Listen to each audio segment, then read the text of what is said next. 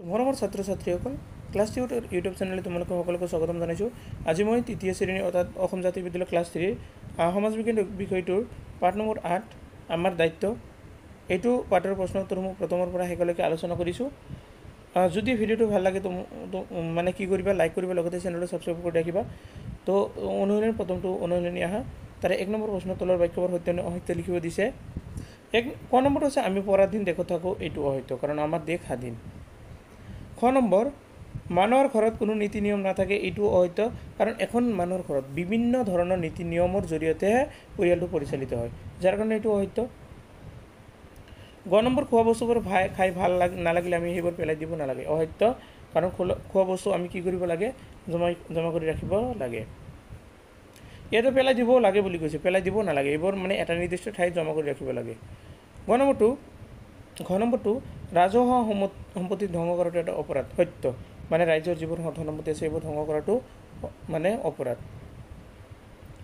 তো 2 নম্বৰটো খালী টাইপৰ কৰা। ক নম্বৰ আমাৰ মতামতক আমি কি কৰিব লাগিব, সন্মান কৰা উচিত। খ নম্বৰ হৈছে খেলৰ নিয়ম আৰু নীতি সমানে মানি চলা উচিত। গ নম্বৰটো হৈছে এখন দেশৰ নাগৰিক হিচাপে আমাৰ কিছু কৰ্তব্য থাকে। খ নম্বৰ ৰাস্তা ঘাট উদ্যান আদিৰ ব্যৱস্থা চৰকাৰে কৰে। 3 নম্বৰ উত্তৰ লিখা। নিয়ম কি? সমাজত ভাগ কৰিলে কিছুমান কথা আমি গম নোপোৱাকৈ আয়ত্ব কৰোঁ। চুবুৰীৰ লগত সদ্ভাৱ গঢ়ি তোলা, এজনে আনজনক শ্ৰদ্ধা চেনেহ কৰা, চাৰিদিশে থকা ৰাইজক ভালদৰে বুজিব, এনেধৰণৰ ব্যৱহাৰ হ'ল নিয়ম। ৰাস্তাত আমি মানি চলিবলগীয়া 2টা নিয়ম লিখা। উত্তৰটো হৈছে ৰাস্তাত খোজ কাঢ়োতে সদায় পদপথেৰে যাব লাগে। 2 নম্বৰ ৰাস্তাৰ দাঁতিত জাবৰ জোঁথৰ পেলাব নালাগে। গ নম্বৰ আমি আমাৰ চৌপাশ কেনেদৰে পৰিষ্কাৰ কৰিব লাগে লিখা।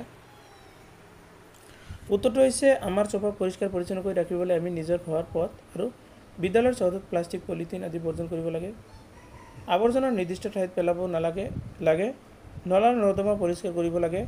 গছ গছনি ৰোপণ কৰিব লাগে আৰু ব্যক্তিগত পৰিৱেশত সজাগতা বৃদ্ধি কৰিব লাগে। আজিৰ ভিডিঅ' এইখিনিলৈকে। ভিডিঅ'টো সম্পূৰ্ণ কৰি চোৱাৰ বাবে ধন্যবাদ জ্ঞাপন কৰিছোঁ সকলোকে।